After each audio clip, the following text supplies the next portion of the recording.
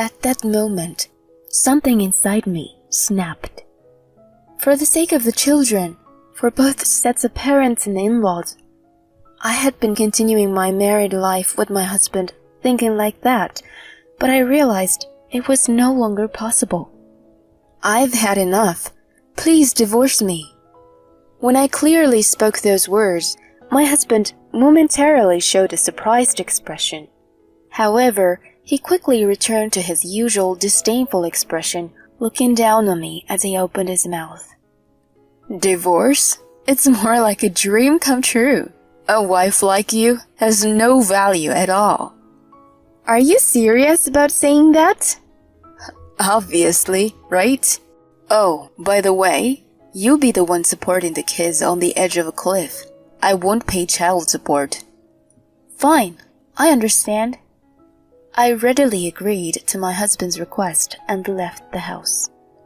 Divorcing my husband and raising 2 children as a single woman, under normal circumstances, might be unsettling, but I was confident. I believed that leaving the house would lead to greater happiness.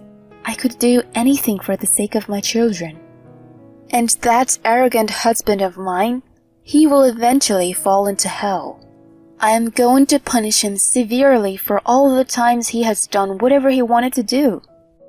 My name is Kira Peterson, and I'm 34 years old.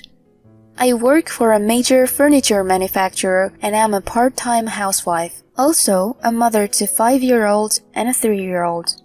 I am a part of a family of 4, including my husband and 2 daughters, currently living in our apartment.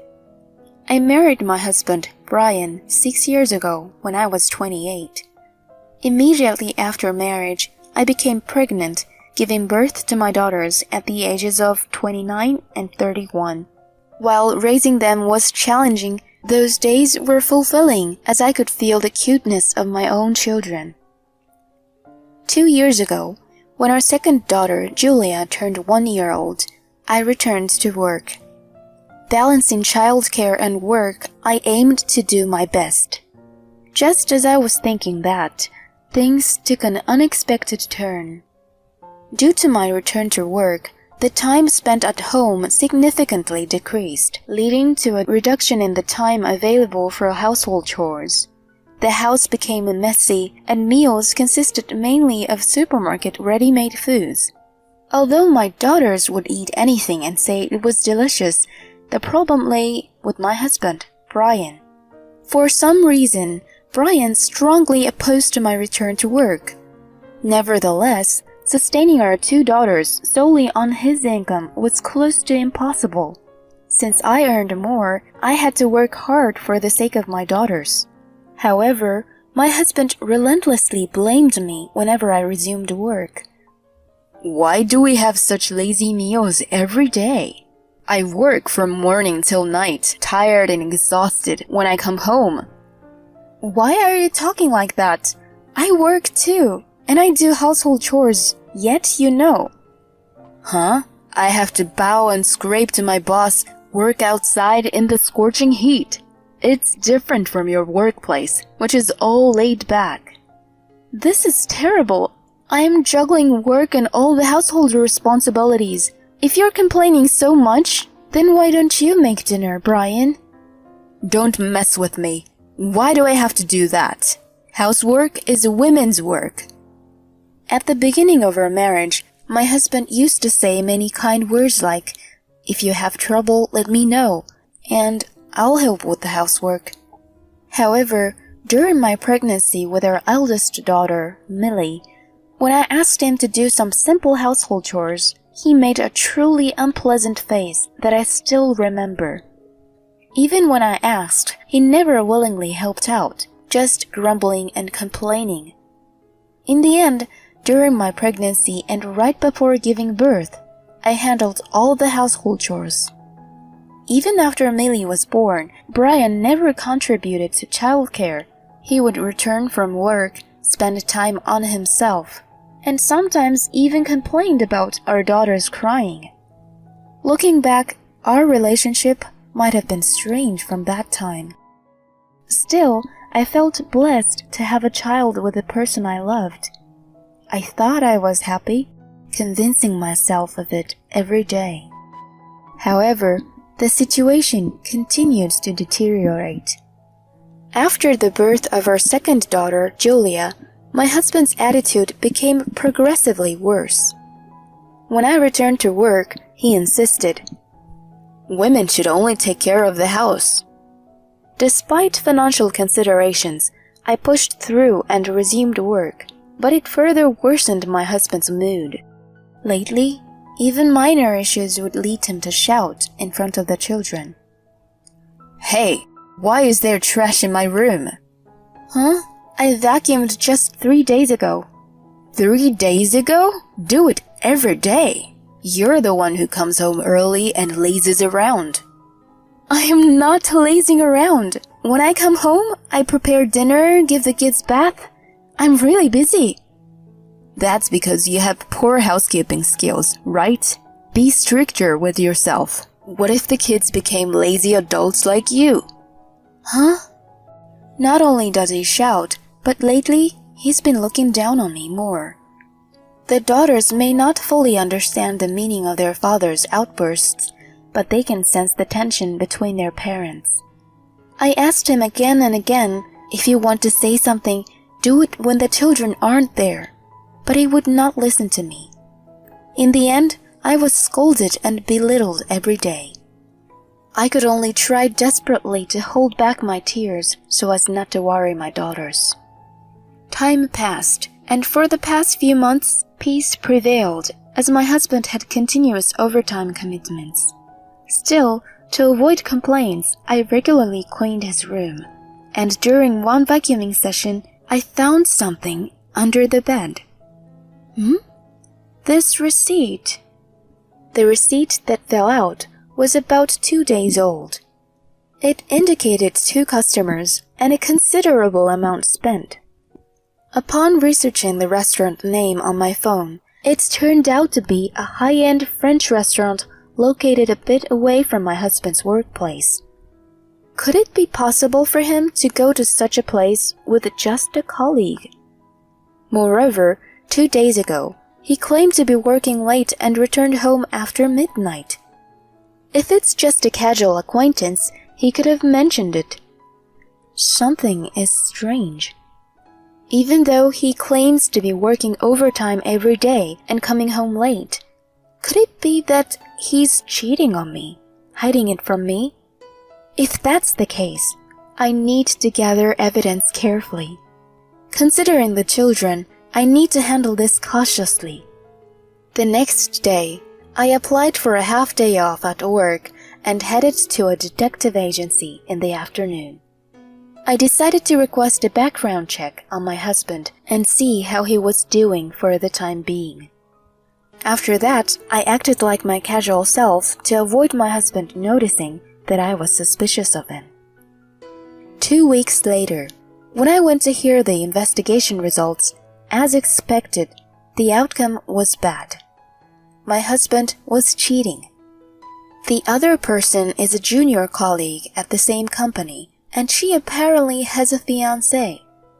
My husband, under the pretext of overtime, was in a romantic relationship with a woman who was about to get married. Some of the photographic evidence given to me by the investigator ranged from walking arm in arm to kissing on the street. In fact, there were even clear pictures of them entering sleazy locations. Despite my feelings for my husband cooling off, I was still shocked. I never thought he was really cheating. I suspected it, but when reality hits you like this, it's quite harsh. But for Millie and Julia, I have to do something. With evidence of the affair, I slowly prepared for what was to come without my husband's knowledge. To be prepared for anything, I started packing the minimum necessities. Over the course of about a month, while steadily making preparations for the divorce, my husband, who knew nothing, continued unruly behavior. "You're a failure. You're a stupid wife.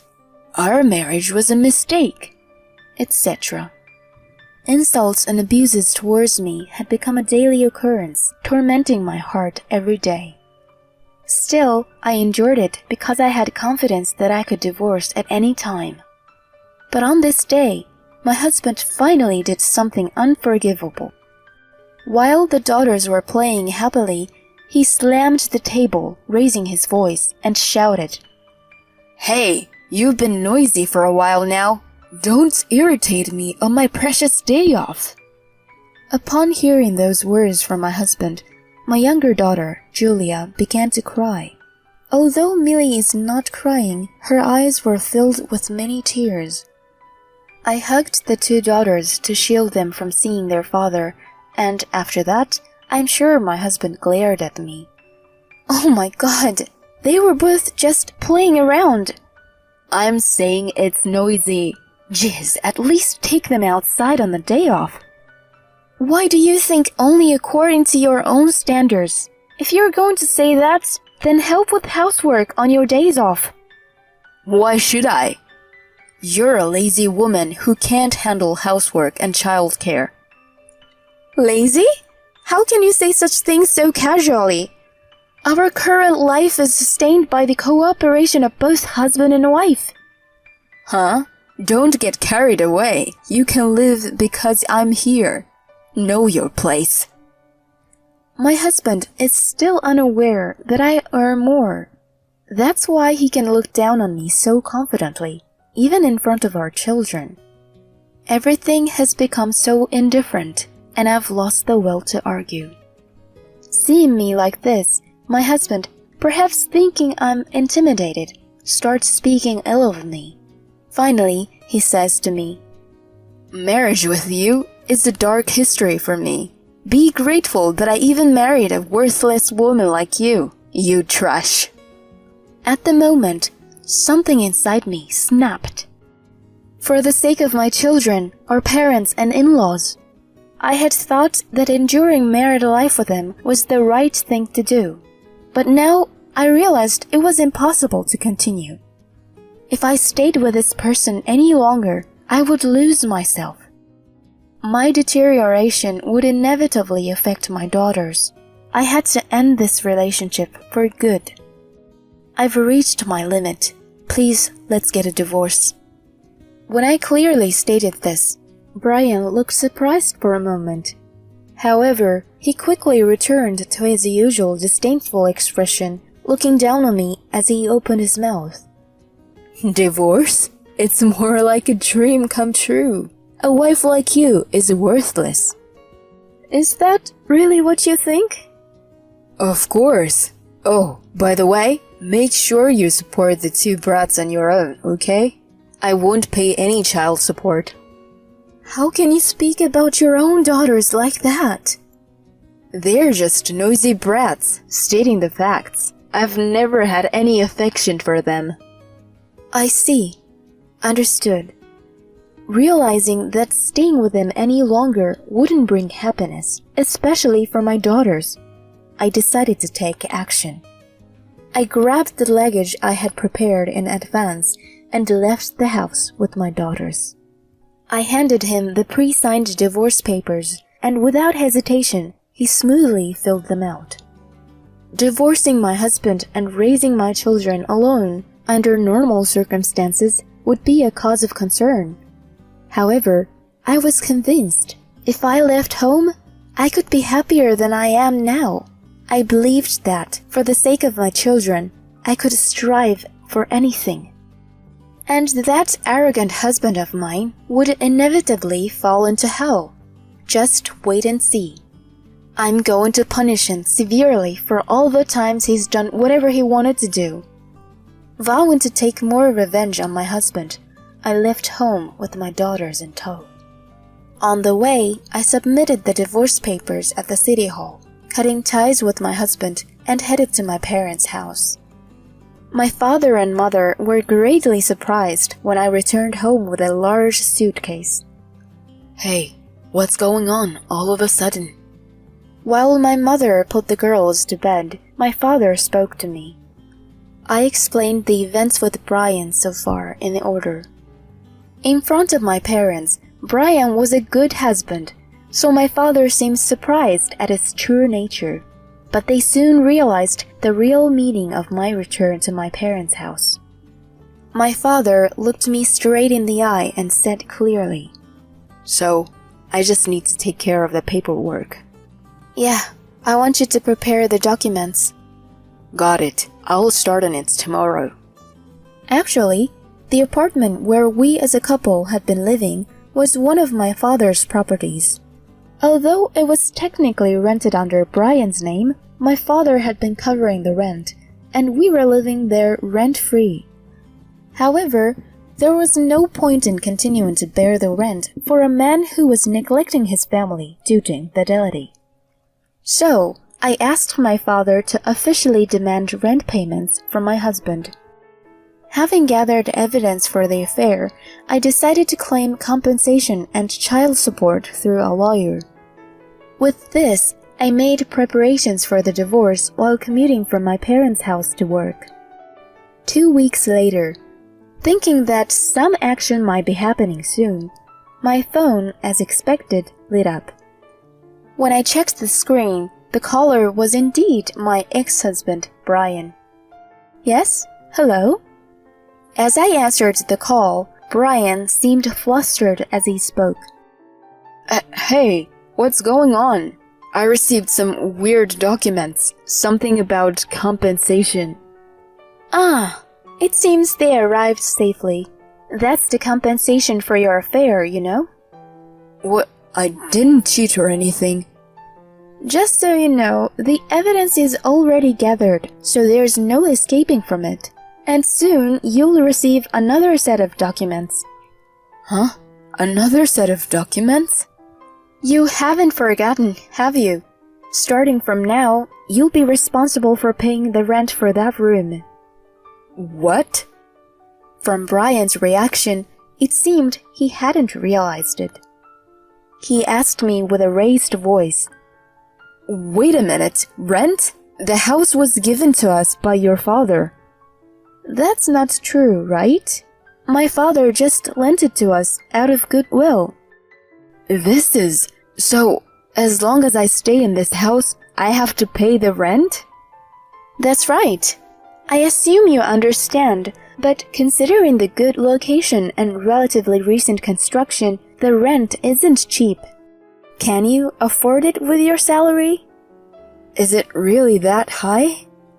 Brian, perhaps after checking the market on his phone, lamented in the background. "There's no way I can afford this." It seemed that he had finally realized his situation, and in a desperate tone, he began pleading.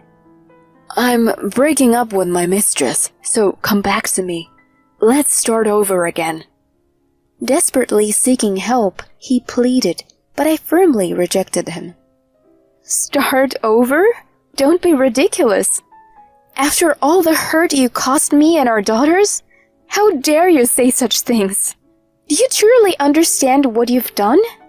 I can't forgive you for neglecting our family more than any affair." Well, I'm sorry. I apologize, so please." "Huh?